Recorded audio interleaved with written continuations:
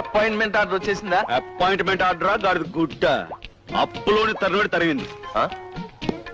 ఏమన్నావు?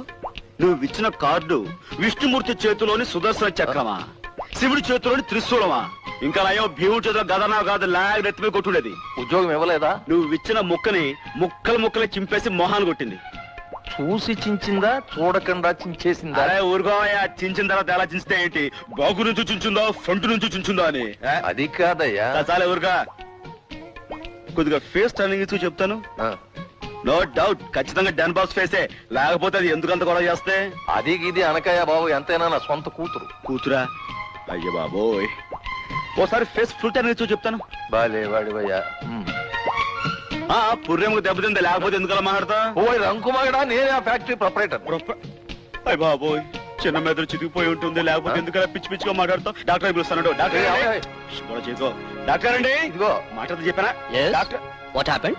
పాపం చూడండి డాక్టర్ గారు, ఆయన చిన్న మెదడు బాగా చితికిపోయి ఉంటుందండి. ఏదో పిచ్చి పిచ్చిగా మాట్లాడుతున్నాడు. ఉమా ఇండస్ట్రీస్ ఎండీకి తనే ఫాదర్ అని, అసలు ఆ ఇండస్ట్రీకి ఈయన ఓనర్ అని తెగ రెచ్చిపోతాడండి పాపం. ఎస్, ఆయన company owner. Sorry master. Master